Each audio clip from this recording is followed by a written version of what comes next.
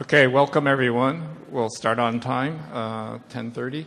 I'm Nolan Kagetsu, and I'm running the session on diversity. So first of all, I'd like to thank the organizers for inviting me to moderate this session. I'll do my disclosure. My wife works for Pfizer. That means to me I get an advanced look at what's going to happen in the medical world, because things seem to happen in the corporate world maybe 5-10 years ahead of the medical world. So that I do have that bias that I see our future. I've seen our future. I've been a program director since 2002. Sometimes I feel like this is Program Directors Anonymous, and so yeah, I'm a program director. I was told that this session is being recorded, and I don't see anyone recording it, so I feel much better. I can say anything I want now. And I'm told, though, that you all cannot record, but I would say perhaps if you want to come up and do selfies with the speakers later, I think they'll be okay with that. Okay. And one last disclosure, no relations to any Kagetsu restaurant. So on that note, let's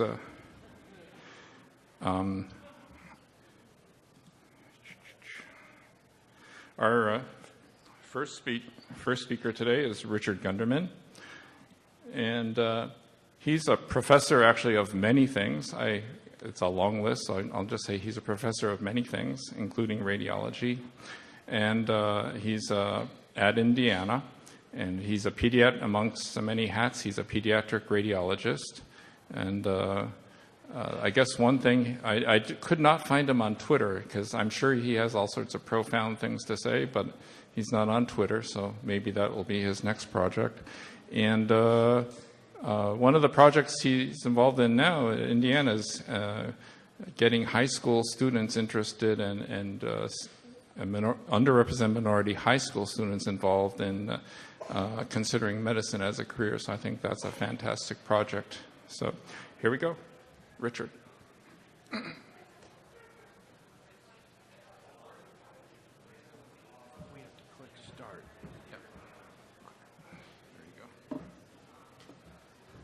Thanks very much. It's a treat to be here, part of this wonderful panel of speakers to address, I think, an increasingly popular and scrutinized topic, but something on which I think most of us still have a great deal to learn. And I'm delighted to have a chance to talk about unconscious bias. This is an image frequently reproduced for this purpose. The question is obviously which table is longer and which table is wider. What's the answer? Well, the answer is, of course, they're exactly equivalent in both length and width, although they look to the human eye radically different. And this is just one of many examples. You might call it an optical illusion, but it's part of our visual apparatus, the way we process images neurologically, which leads us to think that these two figures are very different dimensionally. And there's plenty of evidence. This is from Chapman et al.'s article on the presence of underrepresented minorities and women in the field of radiology. Those of you who saw that piece a year or two ago in Radiology are well familiar with these statistics, but radiology is the 9th largest medical specialty, depending on how you count, but we rank 17th in the percentage of females in radiology and 20th of 20th in underrepresented minorities. So who knows what that means? That is definitely not proof that an unconscious bias exists, either among people in radiology or women or underrepresented minorities considering careers in radiology.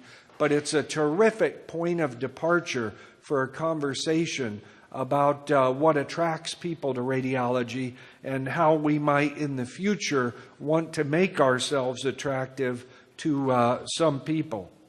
So, and here's again from the Chapman article, a look at women. Over 50% of the U.S. population, nearly 50% of medical school graduates, but in radiology only about 28% of applicants and by the time you get to practicing physicians, down below a quarter. Why is this? What factors are responsible for this? Again, we do not have evidence that this is due to unconscious bias, but again, it serves as a terrific entree to a discussion about how people see radiology and how those of us in radiology see our field. So what is unconscious bias? Well, you could define it lots of ways, but bias comes from the Latin meaning slanted, and we are all slanted in innumerable ways. And this can be assessed by things like our pupillary response to images with which we're presented. And many of these biases are unconscious. That is, we're not even aware that they exist. So there are biases we harbor that we know of, other biases that we harbor that we're completely unaware of, and that's our topic at the moment. These are words, desirable words, by and large attributed to men and women, and you can see words like self-confident and assertive are often linked to men. Only 10% of these words are associated with women. So it could be that our language, consciously or unconsciously, is biased against women because so many of the desirable traits of human beings tend to be associated with men. Let's say you have a daughter or a niece or a granddaughter or a wife. How would you respond to this sort of information? What would constitute an effective response to the fact that so many desirable personality traits are linked in the popular imagination with men as opposed to women? And everybody in the room harbors these. I know of at least 2 people in the room who are aggressive in ferreting out and calling to account bias in women, but whom I've heard in private conversation speak pejoratively about people who could be called overweight. So even those of us who consider ourselves as aggressive proponents for the abolition of unconscious bias, in fact, harbor those biases in ways that can emerge in casual conversation. But biases can affect things like complexion, gender, age. We're biased for and against age. The United States tends to be a youth-biased culture. Some Oriental cultures tend to be more biased toward people advanced in years. Height is a big factor. Turns out to be an advantage for a human being to be tall. Turns out to be an advantage for a human being to have a very symmetrical face. Who has a very symmetrical face? I'm not, by the way, asking for a show of hands. Who has a very symmetrical face? Tom Cruise. His face is off the charts symmetrical, and all human beings in all cultures are biased to prefer faces which are symmetrical, which makes it a miracle that Abraham Lincoln could ever be elected president, since he suffered from hemifacial microsomia. But, that was an earlier age when telegenicity was not associated with electability. In this election season, you might ask yourself whether we've been progressing or regressing in our standards for electability. Another big one is weight, and it turns out almost all human cultures, almost all, have a bias toward people with slim waistlines, and disability is often a factor. And you'd say, gee, not me. I'm sure the person seated next to me harbors these biases, but believe me, I am blemish-free. But in fact, there's good evidence that virtually all of us have biases in this area. So there's Abraham Lincoln, 16th President of the United States, utterly unelectable by today's standards, but probably the second most important person ever to hold the office of President of the United States. You know, it's an advantage to be blonde. Blondes, on average, in the same career, have annual earnings about 7% greater than brunettes. It's an advantage to have a relatively low BMI, and by each percentage point, by each index point that your BMI goes up, you suffer about a 0.6% decrement or loss in earnings. Each inch added to your height adds on average $800 to your annual income. And to have a name that the general population doesn't associate with being black turns out to be an advantage. The same resume to which a stereotypically black name is attached has a 50% lower probability of being invited for an interview, although the components of the resume are otherwise utterly identical. So these biases are very much a part of our culture. I thought I'd briefly mention a few of them. There are more, but some of the more interesting biases are affinity bias, confirmation bias, conformity bias, the so-called halo bias, and finally, perception bias. Who's that? Who is that? Agent Smith, not Mr. Anderson. In fact, this is the sworn blood enemy of Mr. Anderson. This is Mr. Smith, right? If only we could clone you. Think what a better place the world would be, right? Because the more people are like you, the better the world will be. Well, each of us would be inclined to say that by ourselves, right? I look for people who are like me. Nolan reminded me in the lead up to this presentation, when we interview people, we tend to look for commonalities, right? Because it makes conversation easier. We naturally end up biased toward people who are like us. Confirmation bias, we like people who behave and speak and appear to think the way we expect them to, right? There's a kind of confirmation bias. And in fact, very often, the responses we get, we tend to make conform to what we expected in the first place. Do you like to be surprised? What's your tolerance for surprise? What's your appetite for surprise? The way we train radiologists creates a severe bias against surprises, and that can have adverse consequences when it comes to things like interviewing somebody for a residency position or a job in our practice group. Another bias is conformity bias. When we want to fit into a group, we tend to conform to the behaviors of that group. Some of you who are old enough, mature enough, perhaps wise enough, put that as you will remember a popular ad campaign in the 1960s, like father, like son, right? The father's puffing away on a cigarette, and the child picks up the cigarette. We want to be like those members of groups we ourselves hope to join, and that leads us toward a kind of conformity bias. Another bias is a so-called halo bias. Whatever Steve Jobs touched turned to gold.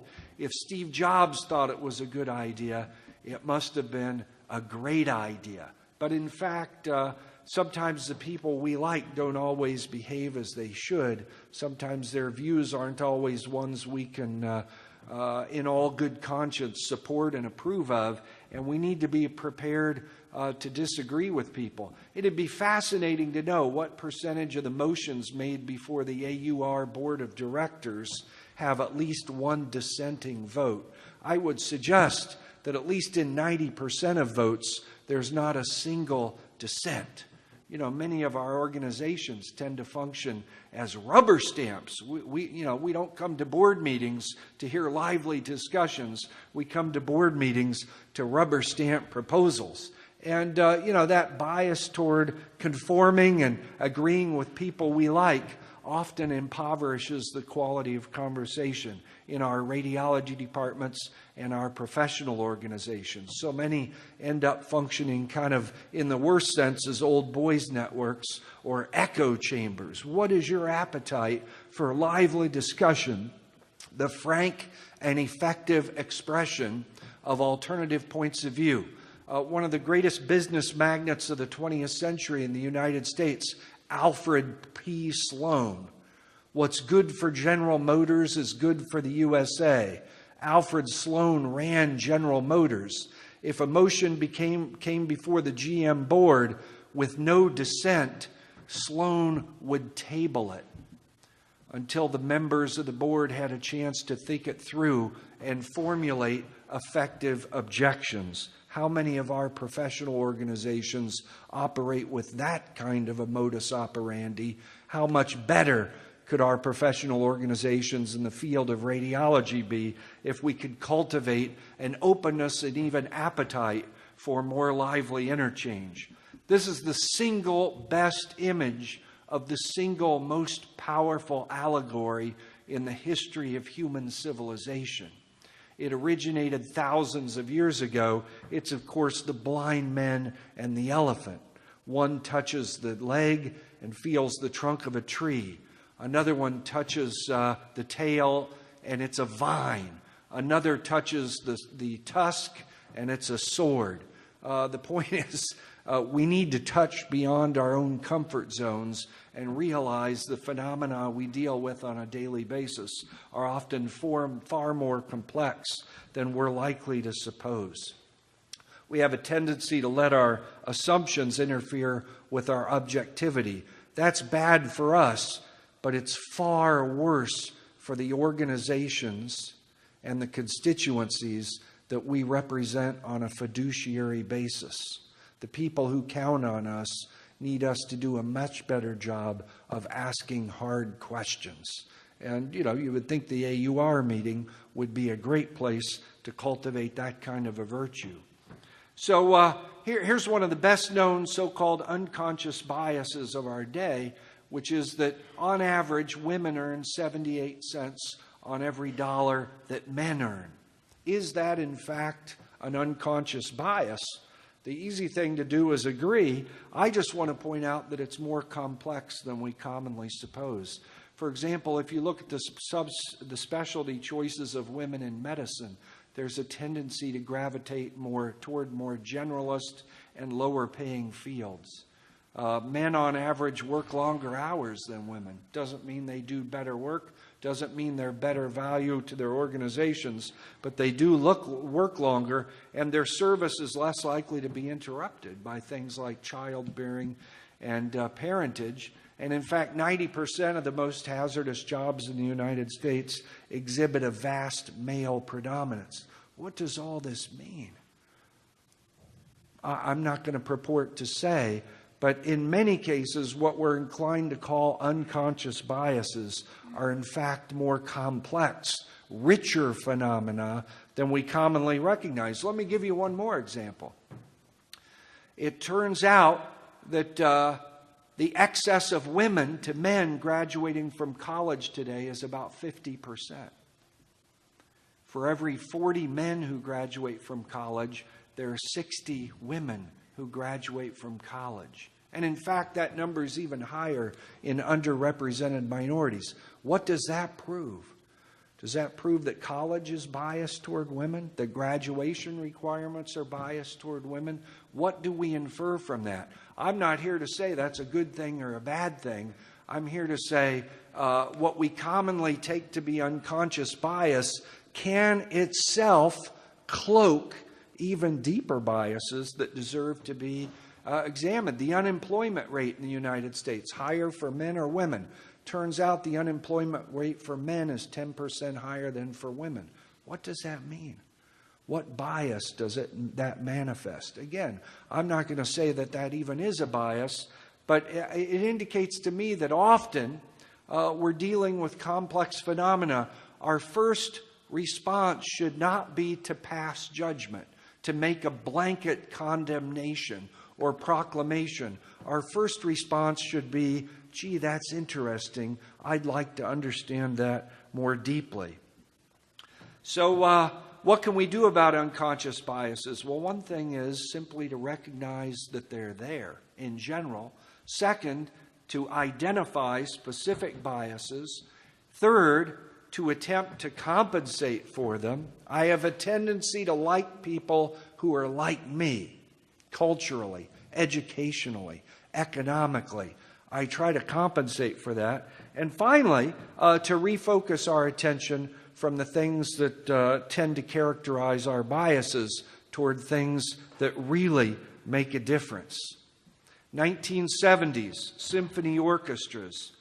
10% of the members of U.S. symphony orchestras were women in 1970. Beginning in 1970s, blind auditions. The judge doesn't know if the performer is male or female. After blind auditions became the standard, by the 1990s, the percentage of symphony orchestra members who were female had jumped to 25%, and it's continued to increase since then. Simply blinding people to the gender of the musician increased the probability that women would be called back by 50%. Now that is an effective way of counteracting an unconscious bias. What unconscious biases can you see, and what means of counteracting or overcoming them can you imagine? That's the question for our day. Thank you.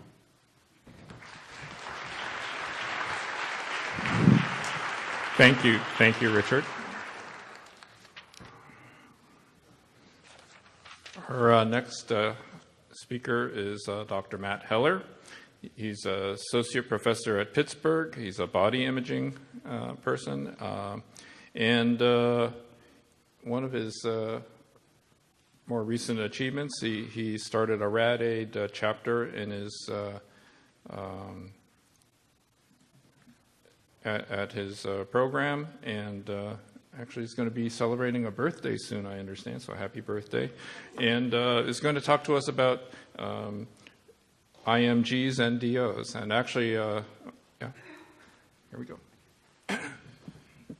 Thank you for that nice introduction. It's always a pleasure to participate in the AUR meeting, and I was really happy to receive this topic because it's an interest of mine.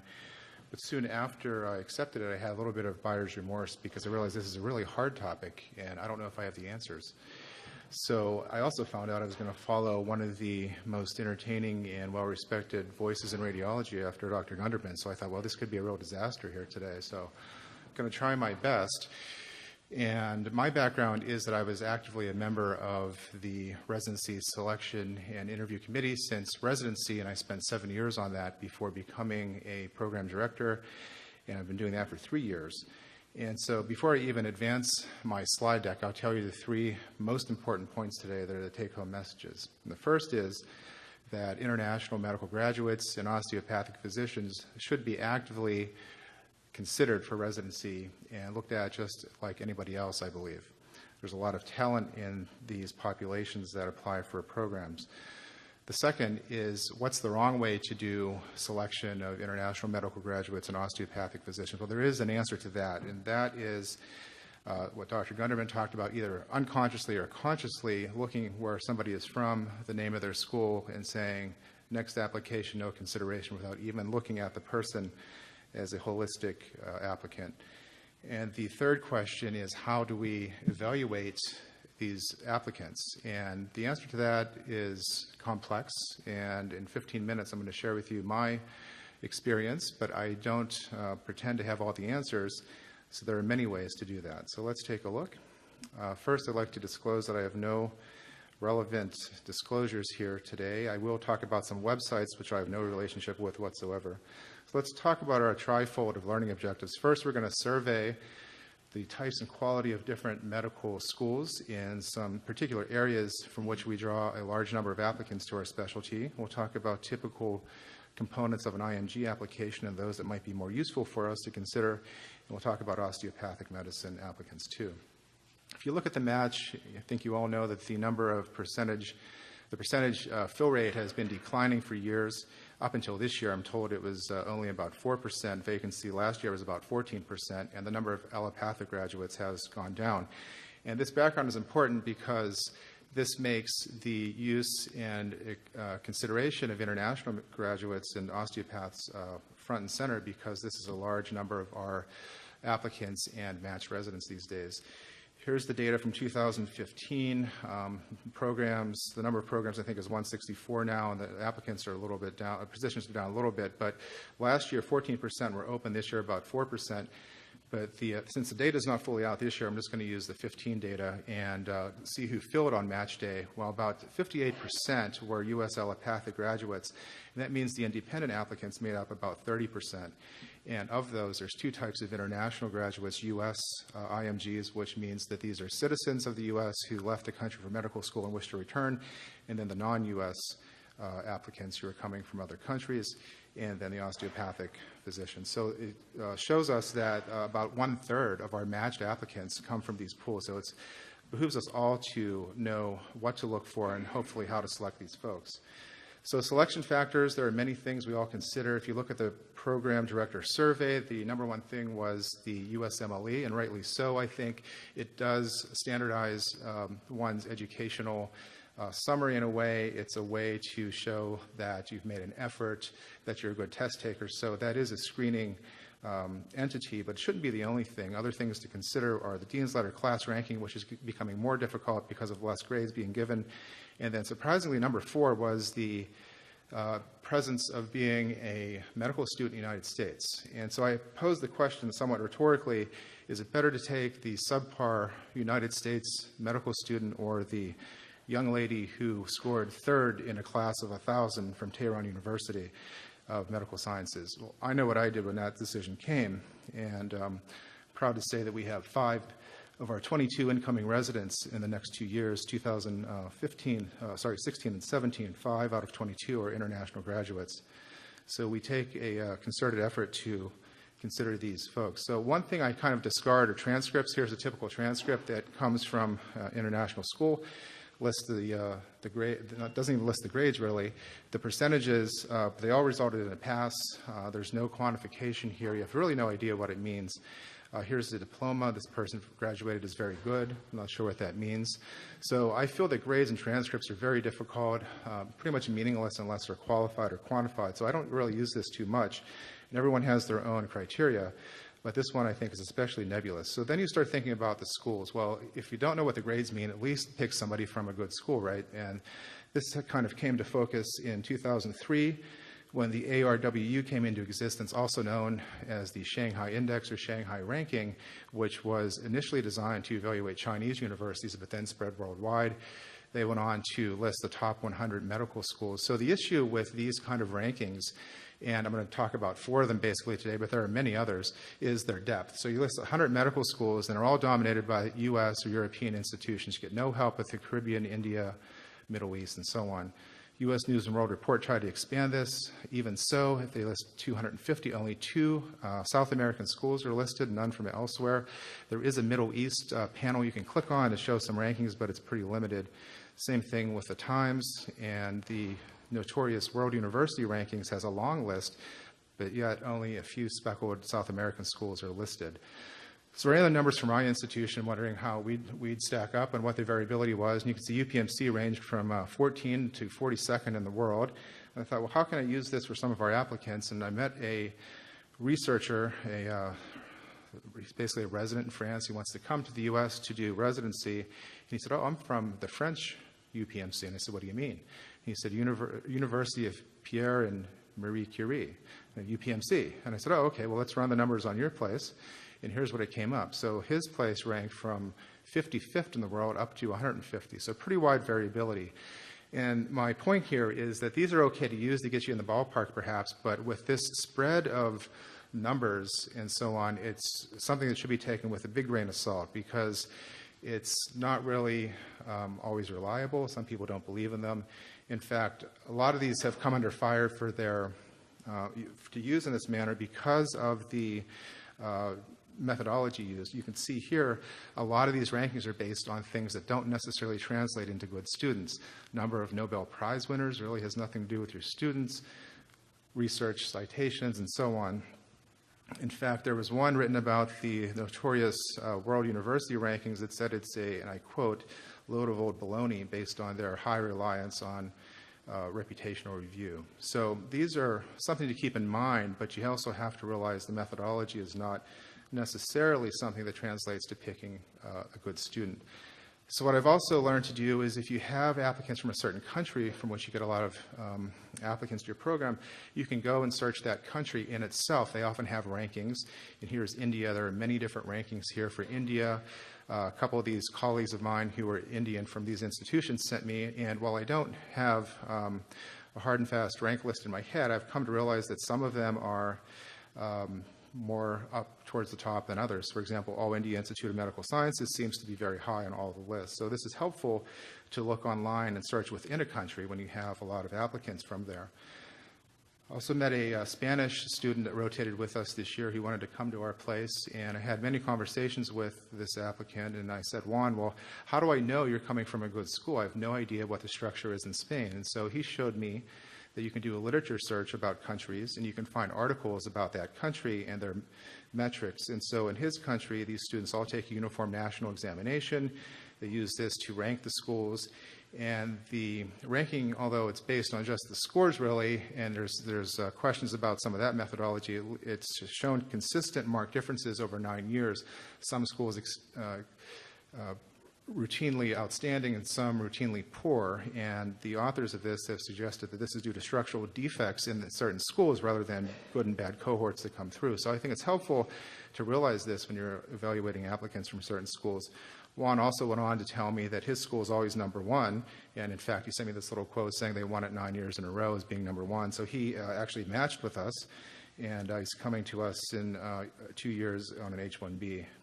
The Caribbean, a lot of schools, a lot have developed lately. Since the year 2000, 40% increase. So that makes it very easy to be unfamiliar with folks in the Caribbean.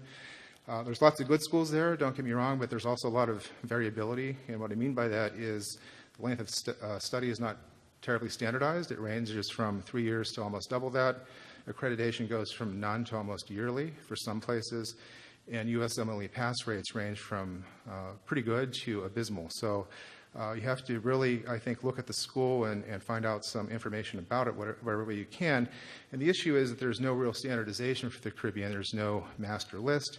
There's no one who's really investigated this. There are a few articles in the literature, but the so-called Big Three, kind of like when LeBron was in Miami, there's the Big Three here for the Caribbean. St. George, Saba, and Ross are the ones that are kind of talked about on different social forums for students and so on. So osteopathy is similar in that it's often unknown to a lot of program directors and those on committees, I think. And the history starts with Andrew Taylor Steele, who was a Civil War surgeon and was not happy with the outcomes he was getting during the war and with tuberculosis. So he started his own school in Kirksville, Missouri in 1892, and it still bears his name there, one of the oldest schools for osteopathy in the country. And over a 20-year period, these schools have really increased the number of residents that are in ACGME residencies. You can see from 85 to 06, 419% increase. And in fact, it's projected soon that they'll make, osteopathic physicians will make about 25% of all graduating medical students. And most of them actually go into the ACGME programs. This is 2010 data, so this number is no doubt higher by now, but at that time 60% were going in. So challenges that we face, one is no official ranking. If you look at websites and so on, you can see some based on MCAT, and you think of schools like the Washington University of the Health Sciences of the Pacific, Midwestern University in Chicago, and also in Arizona and Des Moines. Others on studentdoctor.net have some unofficial rankings, but it's kind of nice to see what the student thinks and how they regard them. A lot of program directors and committee members, I think, are unfamiliar with the schools, and that is because a lot of newness has happened. So most schools have been around since 1970, but if you look since 2000, 32% of all osteopathic schools have come about since then, according to the data. So my predecessor and mentor, Phil Orens, was an osteopathic physician, longtime program director at our place, and he said, well, there's no real ranking, but try to pick somebody from a reputable school that has a good track record, and here are some of them. And there's a lot of new schools that are good too, but Phil always thought that those with a proven track record of education produce some of the best students. The other thing, a lot of these schools have multiple campuses. For example, near us, Lake Erie College of Osteopathic Medicine has a branch campus in Bradenton, Florida. So if you're not aware of that, you see students rotating in Florida and all over the place, and it's kind of confusing. You're not sure really what they're doing. So besides schools, there's the COMLEX, which is the Comprehensive Osteopathic Medical Licensing Exam. It's the equivalent of the USMLE for that type of medicine. And so there's a nice PDF online I'd like to draw your attention to, which you can find in the handout and so on. And this is something that kind of tells you the basics of it. It tells you that the exam is 400 questions. The passing score is 400. The mean is about 520 or something. And a grade score is about 600. And it also gives you a real nice 3-digit conversion calculator, which you can easily type in somebody's score and get their percentile. This is something that's not available for the USMLE. In fact, there's this quote here that says, unlike the USMLE, which are difficult to interpret, COMLEX is pretty easy to interpret. I would have to agree. And there's the conversion chart, so you can kind of get in your head, well, is this person who took COMLEX at the top or bottom of their game? And you can easily see that there. Easily downloadable to your mobile device, so something nice to keep in mind. So with the USMLE and COMLEX, what is known? Well, we know that both of these examinations do correlate with the ACR in-training performance and also the ABR certification examinations. It's been shown in the literature. And there's a strong correlation between USMLE and COMLEX, meaning if a student takes both, they usually do pretty well on both and don't bomb one or the other. So a lot of folks have then tried to say, well, if you take one, can't we just convert the score to the other and vice versa? And it's not that simple. This article came out in 2006 and offered this formula here, and it basically was a way to convert COMLEX to USMLE if a student took one but not the other. And then there was the second article that came out 4 years later, same idea, different formula. And finally, an article came out that compared them both, and we found out that, well, if you use this formula, you're really underestimating the osteopathic physicians by about 14 points, or 6.8%, and the same thing with this one. So you really undersell the osteopathic physicians. Research is important. It's a good way to ferret out how this person works on a team, what pathology they might have with their personality. Written material, I think, is really nice to look at for international graduates. You often hear a nice article or see a statement about their struggle.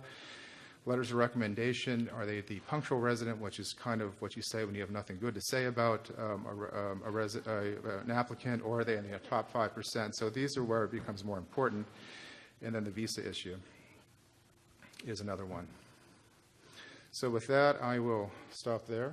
Okay. And thank you for your attention. Thank you, Matt. One thing that I found useful for international grads, if they've done 1 year of clinical experience and you get a program director letter that says this person is better than our U.S. grads or U.S. interns, please consider them, then that's one kind of simple way. Dr. Gunderman, I have a website link, and Dr. Gunderman's written an article about prejudice, I believe was the title, and saying please consider these folks. I think one issue with any DO or IMG is that somebody higher up in your institution, if you take too many, is going to say what's going on. So it is kind of a sad fact, but for those, 1 or 2 IMGs, DOs, that can also be a kind of a secret weapon to get a really qualified person in your program. Okay, next up is Dr. Vydareny. My goodness, Dr. Vydareny is another radiology rock star. She's professor emeritus at Emory. She's a chest radiologist, associate executive director of the ABR, and amongst other things, 2002 Rankin Ray gold medal winner. And Dr. Vydareny, please. Somebody's coffee.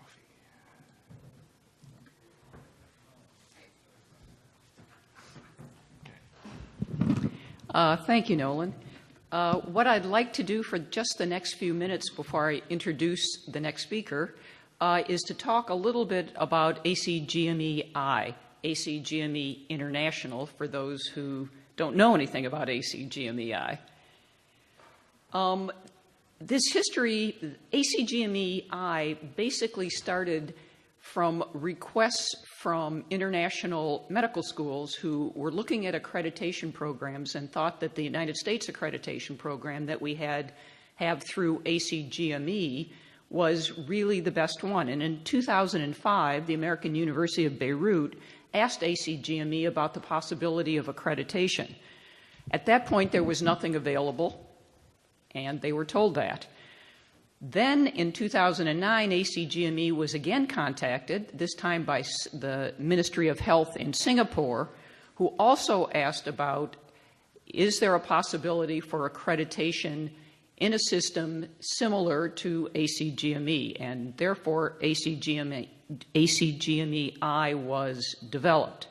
The mission statement of ACGME-I, as on their website, is to improve healthcare by assessing and advancing the quality of resident physicians' education through accreditation, by protecting the interests of residents and improving the quality of teaching, learning, research, and professional practice, with the ultimate goal, which is all of our goal as educators, of benefiting the public that we serve.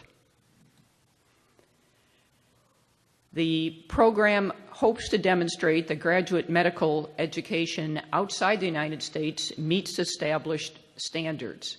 Programs are evaluated by a peer-reviewed process very similar to that of ACGME. There are site visitors who are from the United States, and there are review committee decisions about the programs.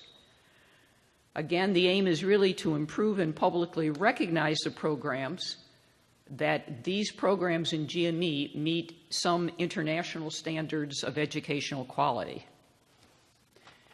There are three sets of requirements for ACGME-I. Institutional requirements: before individual programs can be accredited, the institution, just as in the United States, has to be accredited. There are foundational requirements, which are basically our common program requirements that are pulled out into one document. And then there are advanced specialty requirements for each of the specialties. The advanced specialty requirements for diagnostic radiology are very similar, but they're not identical to the DR program requirements that we have with ACGME. These are the programs right now that are accredited by ACGME-I. The American University of Beirut in Lebanon is accredited. The sponsoring institution is that university, and they are beginning to accredit their individual programs. Program in Qatar is sponsored by the Hamad Medical Corporation, and there are 14 specialties accredited in that program, including radiology. In the UAE and Abu Dhabi, the entity is accredited through the Abu Dhabi Health Services, and there are 6 sponsoring institutions and 7 specialties that are accredited. Oman, the entity is the National Oman Medical Specialty Board. It's interesting for those of you who know Neela Lamke. She is the DIO of the Oman Medical Specialty Board. She was formerly at Baylor in Houston, and she's been really the driving force behind getting the Oman programs accredited. And then there's the Singapore program, sponsored by the Ministry of Health. There are 3 sponsoring institutions in Singapore that accredit 15 specialties, including radiology, and 10 subspecialties. So those are the institutional accreditations. These are the DR programs that are accredited by ACGME-I. Qatar program has 31 residents. The Singapore program has 22 residents. There are 3 programs in the Singapore program. The National Healthcare Group, where our next speaker, Dan Wong, is the program director, has 22 residents. National University Health System has 18, and the Singapore Health has 45 residents. So you can see there's really a fairly large number of DR residents that are in these accredited programs. Oman will have their visit in May for initial accreditation, and there's a mock site visit in Lebanon in May also to begin their accreditation process. Now, in kind of parallel association with the ACGME-I is an entity of the ABMS-I, American Board of Medical Specialties International, and the aim of this is to set standards for assessment and accreditation and certification of medical specialties. The main subsidiary of this right now is ABMS in Singapore. And again, the driving force behind this accreditation process in Singapore has been the Ministry of Health. They gave their first exams in 2013 in internal medicine and in peds and pathology with the aim to supplement the already existing examination systems given by the Royal College. We in the ABR have associated with, and we have an ABR-I also, and we have just given the first exam in Singapore earlier in March. Now, I was told there were 6 residents, but Dan tells me there probably are double that took the exam. So there are between 10 and 12 residents that took the exam. This is a computer-based exam that used both previously utilized ABR questions and also new questions that were developed in Singapore. It was given at a Pearson VUE Center in Singapore. For those of you who go, well, if they can do that in Singapore, why can't we do that in the United States? But the form was really different. There was only one form of the exam. They didn't have any videos that were associated. There were no scrolling stacks. It was easier to put this in a distributed center, of which, from talking to Dan, I understand there also were a few glitches in that center. I want to emphasize that we're not giving an ABR certificate. The scores are going to be reported to the residents by the Ministry of Health. And at this point, ABR is not currently developing exams with any other program. Now to introduce our next speaker, Dan Wong. Dan is the program director, as I mentioned before, of the National Health Group Radiology Residency. And has been head of training at Tan Tock Seng Hospital since 2000. That's a lot longer than most of us have been program directors, I would think. He is a clinical senior lecturer in the National University of Singapore. He got his MBBS from the National University of Singapore in 1985, just yesterday from my point of view, and is a fellow of the Royal College in the UK that he earned in 1992.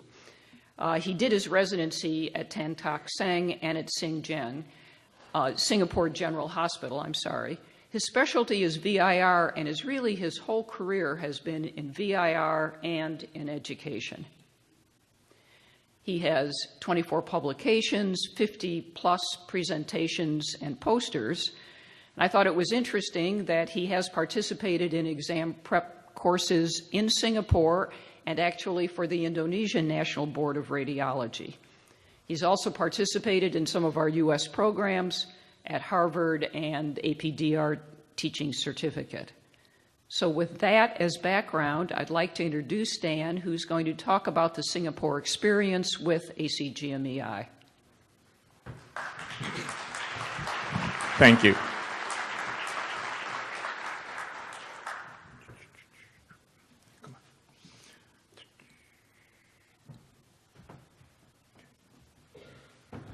Well, thank you, Kay, for such a kind introduction. And I'd like to mention to the audience that Kay was actually instrumental in helping us, the program directors in Singapore, start the program. This was about 6 years ago, where she flew over to our part of the world. And as you know, it's a really long flight to conduct a 2-day workshop, basically to answer all the questions we had about interpreting American documents. I have nothing to disclose. What I would like to start off with is to say that ACGME has accredited the GME programs in Singapore since 2010, 6 years ago. They started off with this was done in phases, and it started off with the programs that allowed direct entry, namely general surgery, general medicine, and transitional year. Radiology requiring a transitional year before entry was accredited in 2011, the following year. I think what must be the most pressing question in most people's mind is that why would a country on the other side of the world want to go through the pain of going through a site visit and getting accredited by ACGME? I think in order to answer that question, I would like to just give you a little bit about context about the country which I come from, Singapore. Singapore is a really tiny country. It's a little bit like the Republic of North Ireland in the CD scan. It often needs a red arrow to tell you where exactly it is. So that's a map of Southeast Asia, and you can see our bigger neighbors, Thailand, Malaysia, India, China. And we are totally dwarfed in the middle. In fact, it's an island of 277 square miles, really small. But it's also a very crowded island. There are 5.4 million people living on that tiny plot of land. I think what's interesting about our population makeup is that of all the people living on the land, about a third of it is actually expat community, people from other parts of the world coming and working in Singapore. Singapore is also a very young country. It's still probably at a stage where we're still looking for our own personal identity. Last year, 2015, was significant on 2 points. It was the year we celebrated our 50th year of independence, only 50 years. We also saw the passing of our founding member, Lee Kuan Yew. So just to tell you a little bit about specialist training in Singapore. Singapore has been training its own specialists since the 70s. Because we were ex-British colony, our training system was modeled very much after the UK system of training. This was based on apprenticeship and basically passing exams. There was a lot of focus on the trainee. He was given funding to study, go abroad, take exams, and so on. But there was very little attention being paid to the training itself, to the supervisors, and to the trainees. This was the training system that I went through. It was a national training system. It was organized and run by the College of Radiology, which comes under the Ministry of Health. And basically what I received as a trainee was, the only assurance was that I would be posted to radiology for 3 years, anywhere in Singapore. I was then given some money to take leave, study exams, go to London, and pass the Royal College exams in London. Once that was achieved, then I was allowed into the next phase of training, which was the advanced specialist training, 2 years. And it was a period where I was actually allowed to do some sort of subspecialty training. In my case, it was vascular and interventional radiology. At the end of it, there was a final exit interview. They looked at my logbooks. They thought I had done enough. And then I was given a specialist accreditation.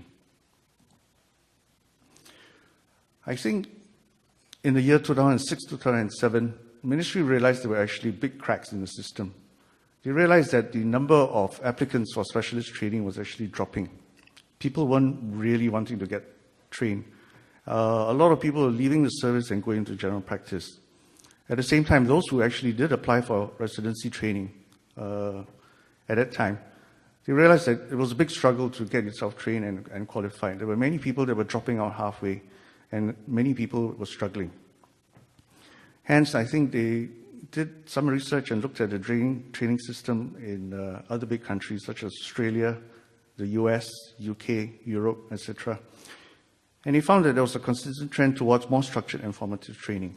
It was at this point in time that the ministry engaged ACGME and invited them to carry out a needs analysis and become an advisor to the ministry.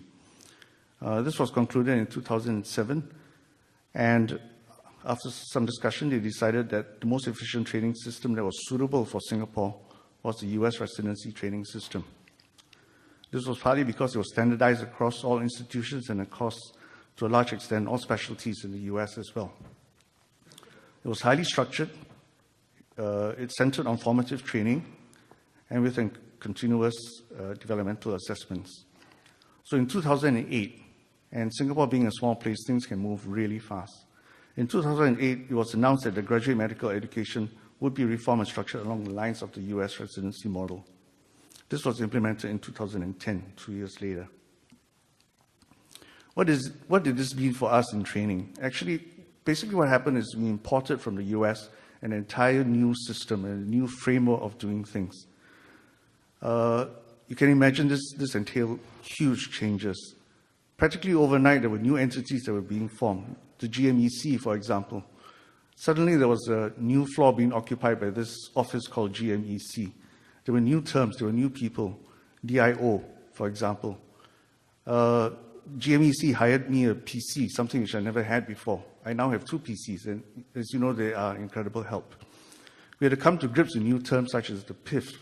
And every time the word PIF came out, people would start to tremble. We had to respell all our documents. So being a British colony, we spelled program with an MME at the end. And we had to reconfigure everything that we had to an American spelling.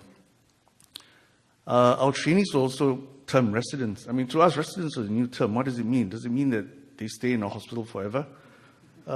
Actually, it worked out quite well for us because then the trainees, we knew, if they said they were a trainee, they belonged to the old system. If they said it was a resident, they belonged to the new system.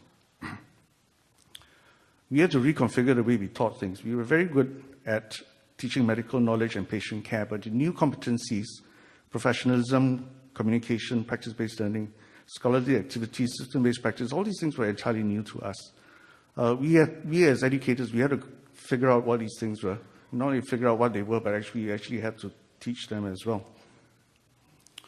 As far as organization is concerned, as Kay mentioned, there are 3 sponsoring institutions. These are essentially based in the 3 largest hospitals in Singapore. The Sing Health Services is the biggest program. It's based in Singapore General Hospital. This is located in the southern tip of the island and looks after the south and the eastern parts of the island.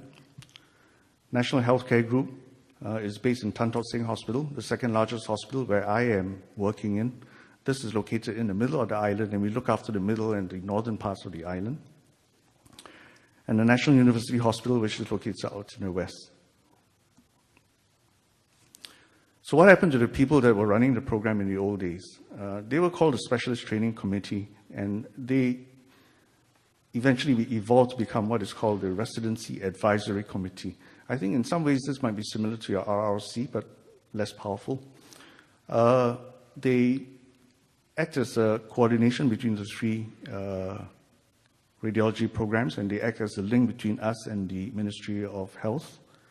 I think what's instrumental is that they were the co-author of the country addendum. And the country addendum is a document that we have that actually allows us to modify the requirements specified by ACGME to suit our local needs.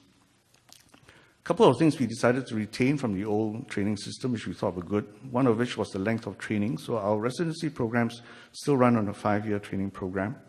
The first 4 years are accredited by ACGME, and the final year is a purely elective year where it's almost like a fellowship year for the residents where they can actually choose what they want to specialize in. What we made mandatory for this final year is that there must be at least a minimum of 3 months where they have to trade in a different program from their host program. The second thing that we've retained is what we call the National Didactics. These are basically a series of 5 lectures catered for the 5 years of residency that run concurrently. And it's quite well organized so that the residents don't all disappear at the same time. So for Monday afternoons, the R1s go for the lectures. Tuesday afternoon, the R2s go for the lectures. And these lectures are then cycled annually. I think the changes for the residents have been tremendous. Rotations now are much more structured and coordinated, and they all get the same all-rounder experience. Programs have taken ownership for them, and in terms of mentoring and guidance, this has improved significantly. Changes for the PD and the core faculty have also been tremendous. Prior to ACGME, teaching was looked at as something that is honorable and respectable. There was no funding, there was no protected time, and you can well imagine that all teaching was done after office hours, all administrative work was done after office hours.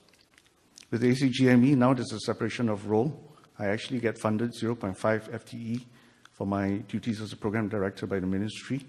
The core faculty gets 0.2 FTE funding. And now I get GME and PC support. Where we are still struggling, Kay actually talked a little bit about the ABMS exams. Unfortunately, our residents seem to be sitting exams right through the whole residency period. I think the problem is that the Royal College exams, which if you are familiar with, is a modular system. They actually have to clear 10 modules in a period of 3 years. And the sittings are twice a year, every March and September. So in the first 3 years, they're struggling with this exam, and now they sit for the ABMS exam in the 4th year. The hope is that eventually we will get rid of the FRCR exam and make it a non-requirement. But because it's still pretty much recognized around the world, I suspect that the residents will probably still want to sit for it. I think one of the problems is that because there's a sitting in March, often interferes with the Dixit and the resident survey that our programs are subjected to. And so this is my closing slide. I just want to show you where we are now. It's 28 residents, more than what Kay said, because this includes the year 5 as well, which we don't report to ACGME. Happy to say that our first batch of 6 graduates will graduate in June this year. All have secured jobs already within Singapore. We've gotten a 3-year accreditation cycle by ACGME, and I'm actually looking at my mid-year review in a couple of weeks' time. With that, from all from Singapore, I would like to thank you so much. Thank you. Thank you so much. Our next speaker is not Ernest Wiggins. It's Deborah Reed, another rock star of radiology.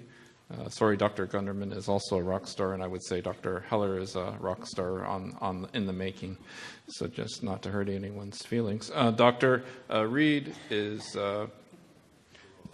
professor and chairperson, not chairman, chairperson, and Deborah, not Debbie. Okay, those are 2 key things to know about Dr. Reed. She did residency in Upstate and now is chairperson at Downstate.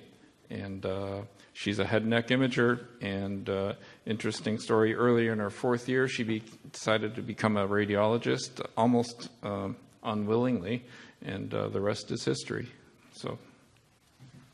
So I'm going to talk to you for the next 15 minutes about cultural competency, why we need it, and how we teach it. And so obviously, as you can see, I'm not Dr. Wiggins. He prepared the majority of the slides and then just told me about a day or so ago he was not going to be able to make it. So what we're going to do is we're going to just look at some of the objectives, and what I'd like to do is to provide you with a basic definition of cultural competency and to help you understand the importance of cultural competency in healthcare delivery. And then we'll try to identify ways to teach and improve cultural competency in our institutions. Now, if you look up the definition of cultural competency, you'll see there are lots of different definitions of cultural competency. You can look at how it's changed over the years, and you can pick one and then try to use that one as the one that you're going to try to model your program after. This is just the definition that's provided by the Department of Health and Human Services, and they describe cultural competency as the ability to provide services to clients that honor different cultural beliefs, interpersonal styles, attitudes, and behaviors, and the use of multicultural staff in policy development, administration, and provision of those services. So basically, by that definition, basically what they're telling you is that there are 2 components to cultural competency in an organization. There's the institutional component, and then there's the component that refers to the individual that's interacting with the patient. Now, the ACGME does require us to teach cultural competency. They may not use that term in their requirements, but if you look closely at the requirements for interpersonal and communication skills, professionalism, and system-based practice, you'll see that all of that really translates into you being able to teach the residents cultural competency. Which brings me to this point, is why are you here? And I hear a lot of times when people come to meetings like this, they say, there are certain things that we're asked to do by the ACGME and other governing bodies. They're asked to do certain things. And, sometimes there are things that's really hard for us to wrap our head around. How are we going to teach this? And so you say, maybe if I go to this meeting, somebody will say something, and there's one quick fix, and that's what's going to enable me to be able to check the box and say, yes, I'm doing that. But I have to say, in this case, that's not the case. And I just want to bring up the point that there are outside forces that are now in play. There's a new law in town, and that's the Affordable Care Act. And what are they telling us? They're telling us that our reimbursements are going to be based on patient satisfaction and our outcomes. And that means that if you look at the literature, and we're just going to talk about some of those points, you're going to realize that in order to do this, you have to be providing culturally competent health care. So the delivery has to be one where you take into consideration a lot of the points about your patients, et cetera. So what should we be looking at? We should be looking at our patient population, the demographics. What are the patients that we are treating? What are the disparities in outcomes that we encounter in our patient populations? And the disparity to access. Can we identify barriers that prevent patients from coming in to be treated? If we identify them, what can we do to ameliorate some of these problems? And then one of the other interesting things you should be looking at as well, you should be looking at your physician population. Does the population of physicians that are treating the patients, are they very similar? So it's like if you walk into a hospital and 90% of the patients are black and only 2% of the physicians are black, that might be a problem, and we're going to see why. So when we look at some of the data, we know that the patient population is changing, that the population in the United States is changing rapidly with a significant difference in the ethnic composition. And it's actually been said that by the year 2050, the percentage of Asians and Hispanics will both triple and the black population will double. And if you look at this U.S. Census report, where they look at the predictions of the changes in the population from 2012 to 2016, you're going to see that what's going to happen is you'll see that the white population is actually decreasing. So what does that mean? That means that we have to look closely at the patient populations, the underrepresented patient populations, and we need to see what the disparities there are in healthcare delivery of these patients. And you can go to the CDC Health Disparities Report that came out in 2013, and it just mentions some of the problems that you have in this patient population.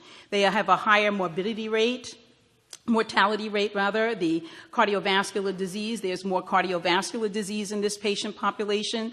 And there's a higher childhood obesity and diabetes rates. And again, if you really look at some more of the data here, you'll even see other kind of shocking information like the higher rate for premature death from stroke and heart disease for blacks. It's actually greater in blacks than whites. That the infant mortality doubles for non-Hispanic black children versus white children.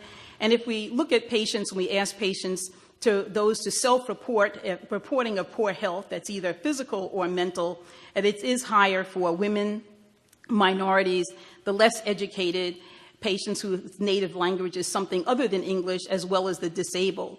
And even something as simple as blood pressure control. It's actually lowest for Mexican Americans, the uninsured, the single patient, and those that are born outside of the United States. And even, again, a common disease such as asthma, asthmatic attacks are more frequent in low-income and minority patients. But I think that one of the interesting things we should look at that they talked about in this report is the preventable hospitalizations, and that it is higher, that we can prevent a lot of the hospitalizations for patients in the lower income groups, the non-Hispanic blacks and Hispanics. And we know that healthcare delivery in the United States is actually moving towards more providing healthcare outside of the hospitals. Now, the Health and Human Services has an action plan to eliminate disparities. What they want to do is increase minority patients' access to healthcare, increase the quality of interactions for patients with limited English proficiency, and to increase public access to reportable data on gaps in healthcare access, quality, and funding. And I think that that's probably one of the important things for us to look at, because now we hear all of this information about genomics, and they want to start looking at the differences in the different ethnic groups, et cetera, to see if there are different ways to treat these patients. But remember, the patients are always a little leery about volunteering to participate in these kinds of projects because of some of the things that have happened in the past. So does the physician's ethnicity matter? And yes, it does, because studies have shown minority patients are more likely to practice in underserved communities. And if you look at the AAMC matriculating student questionnaire, this is the one as of February 14, 2012, you'll see that the American Indians, the African Americans, and Hispanics are the ones that are more likely to practice in underserved areas.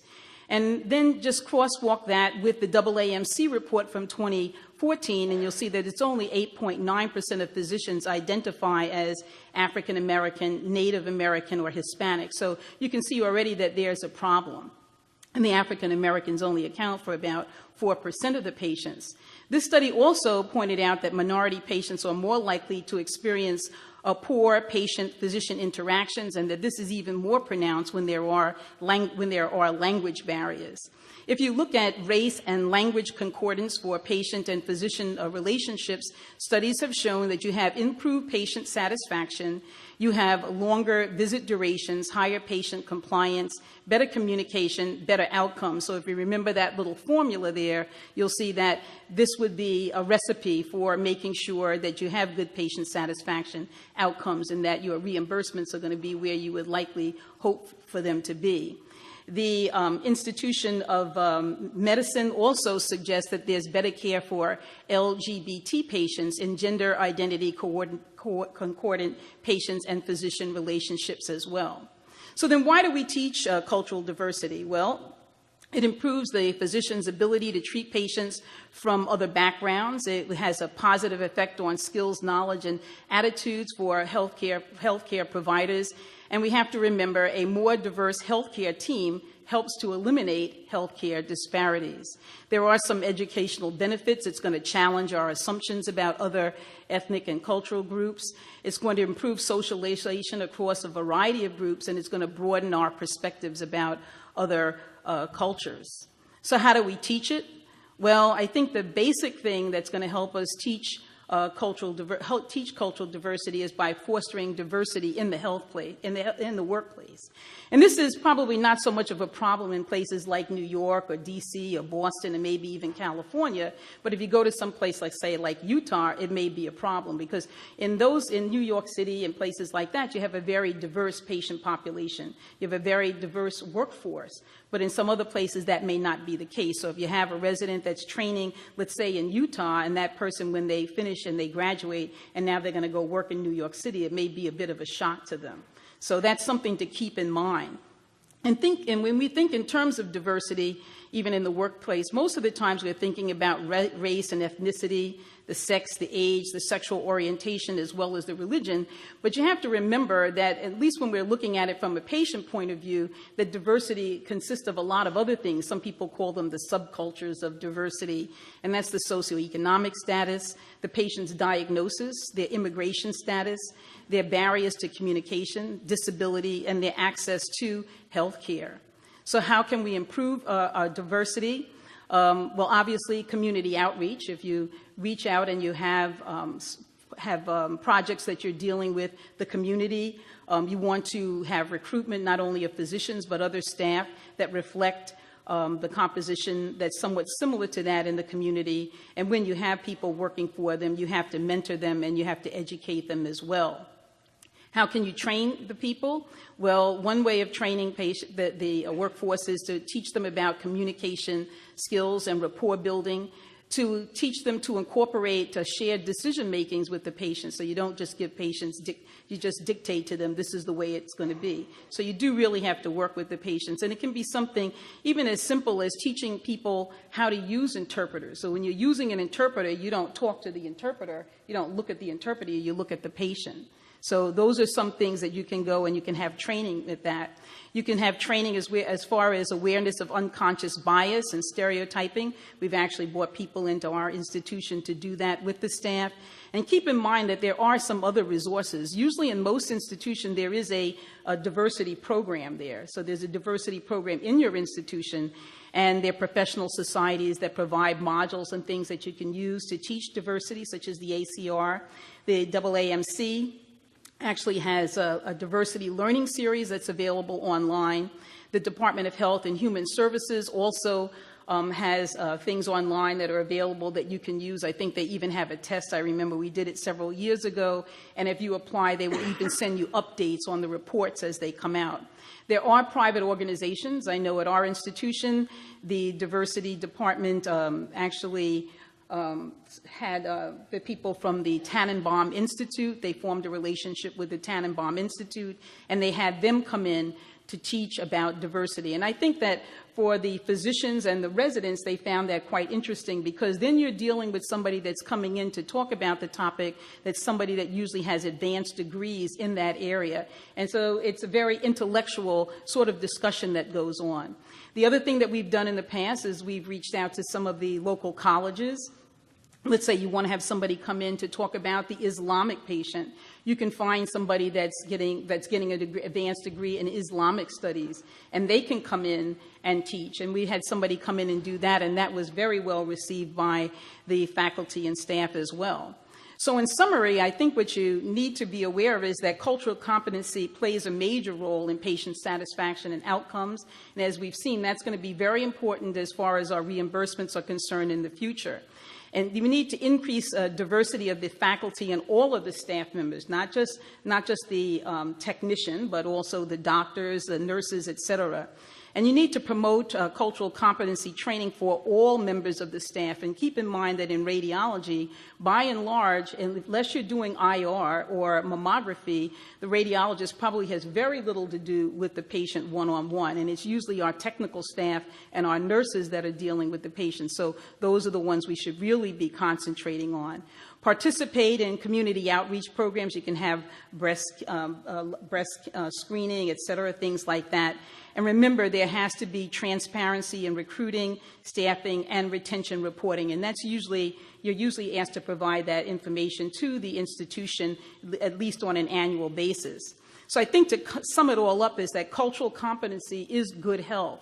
So we need to be respectful, actively listen to our patients, and to avoid stereotypes. And that's just in the nutshell in 15 minutes, but there's lots of information out there about cultural competency, and it's actually very interesting. There's some articles that will even tell you how to go about developing a cultural competency committee in your institution, and how you can interact and outreach with the programs with the people in your community. So I'm going to stop there so we can be on time. Thank you very much.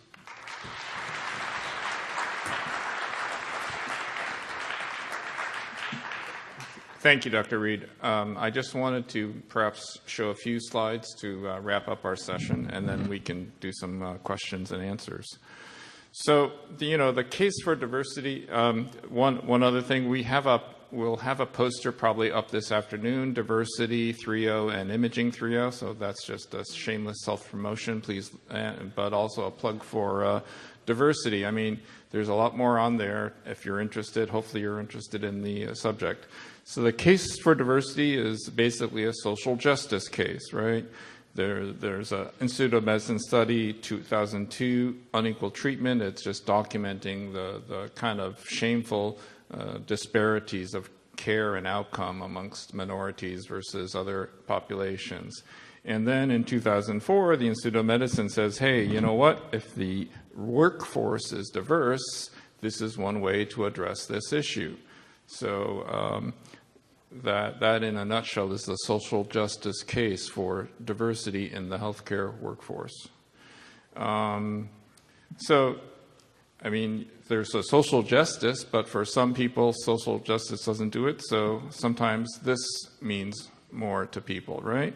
And so Dr. Reed was just saying, ACA, whatever, CMS has stated that,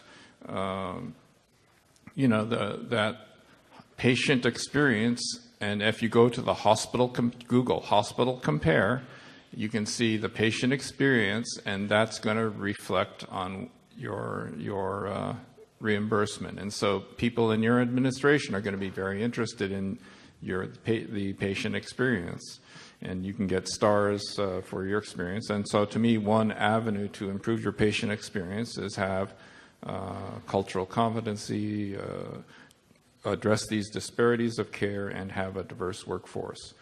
Companies with more women on their boards are more profitable. There's been studies, right? So, and so you wonder why isn't this more prevalent? And again, Google Economist LGBT in 2016. There's a conference in New York City coming up, and I mentioned this to one of my LGBT colleagues, and I'm wearing the swag LGBT for my LGBT brothers and sisters. LGBT, they Google the site and they say, that's really not about social justice. It's more about dollars, the dollar financial case for being, and in some ways, whatever way you can advance the cause, go for it, I would say. If you do it because it's social justice or filthy lucre, it's still advancing a good cause, right? Okay, so we had our summary.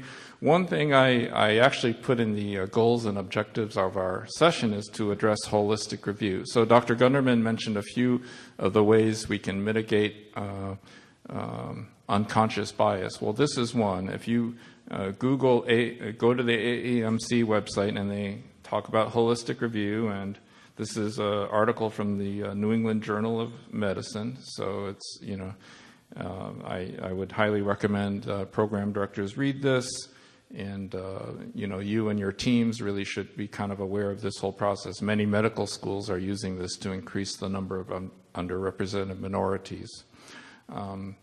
Perhaps I should have started as where does radiology, I think we kind of stated it, where does radiology stand as far as underrepresented minorities? I think ACGME says 5% now are underrepresented.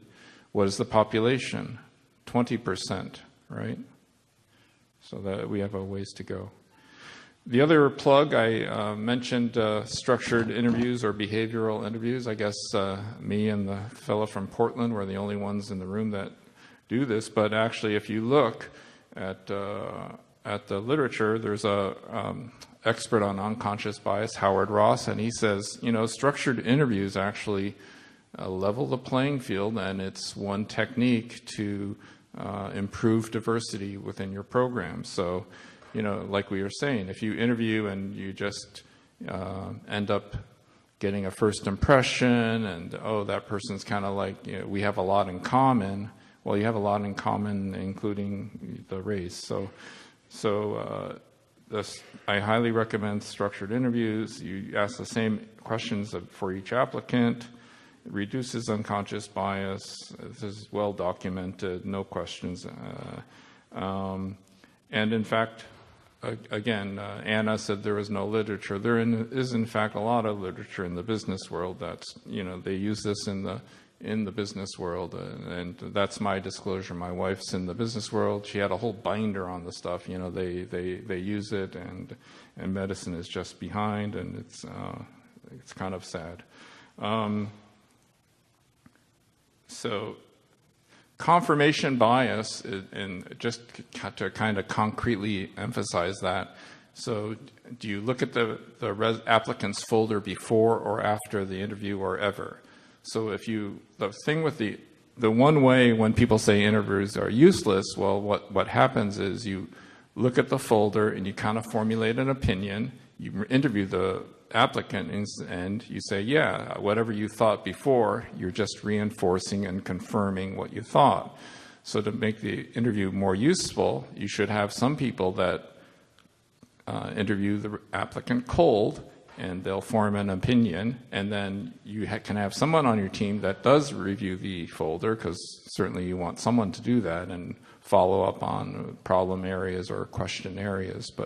But some of the people on your team, to minimize confirmation bias, should not look at the folder. You don't want to have a preformed opinion. Okay, so that's confirmation bias. And so this is what we do. We have 2 structured interviews with no prior knowledge and 1 traditional with prior knowledge. So this is copied from the Institute of Medicine report.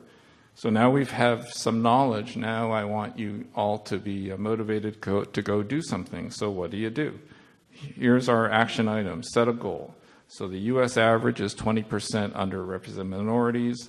And in fact, I'm from New York City, and in fact, 50% of the population is underrepresented minorities. So we have a target that, our GME has said, in an ideal world, or our goal should be having 50% of our residents be underrepresented minorities. It may take a while. I'm just saying why am I even speaking about diversity? I'm an overrepresented minority, right? And the thing is, actually, our incoming class that we just matched is 60% underrepresented minority. So we're kind of proud of that fact. 3 out of 5, but 60%. So we're trying to do our part, and we'd like to encourage everyone else to do their part. And I was talking to Dr. Reed. If we, I guess the one advantage of being a moderator is I don't have to worry about the timer. No, I was talking to Dr. Reed. It is true. Disproportionate number of trainees are in the Northeast and cities. So to me, if the folks in the cities do their part, that will kind of help the cause as far as a number of underrepresented minorities. So take steps to mitigate unconscious bias. So use structured interviews. Now, the Howard Ross article talks about accountability. So in other words, you should be aware when you have your apply to interview, try to figure out, okay, 200 people or whatever, 800 people applied to my program, what percentage were underrepresented minorities? You figure out that percentage. Then you figure out what percentage you invited to interview, and it should be pretty similar percentage. What percent actually interviewed, what percent matched or were ranked to match, et cetera, et cetera. And then the other thing is to use this holistic review that we talked about. One of the calls to I don't know if we have any ACGME people in the room. We should try to shame the ACGME people into having perhaps a page on diversity just like AAMC does, or encourage, shame, whatever works. So, but anyways, and then interesting concept is that some people actually believe mindfulness is useful in minimizing unconscious bias.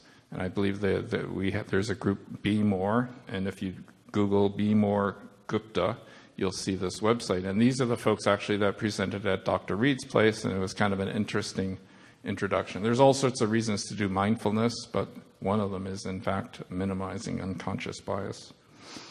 And references, this is a website, you can barely see it, but all you have to do is Google Radiology, Residency, Diversity, and it's like the third selection, and that I put many of these things on that website. I think Dr. Heller's PDF of his talk is on there, and I think I have all the other speakers, but I just recently have their talks. I'll put those on the PDF versions on that website as well. I thought the AUR was going to actually put publications and stuff on their website, but I don't know. I can't wait for them. And so we have this. This is the poster that my residents should be putting up in the afternoon, and it kind of goes through some of the gory details. And with that, thank you so much. Please remember to fill out the evaluations, and if you want to do one-on-one questions, I think our panelists will be here and delay their lunch. Let's see, one other thing. Okay, and that's it. Thank you so much.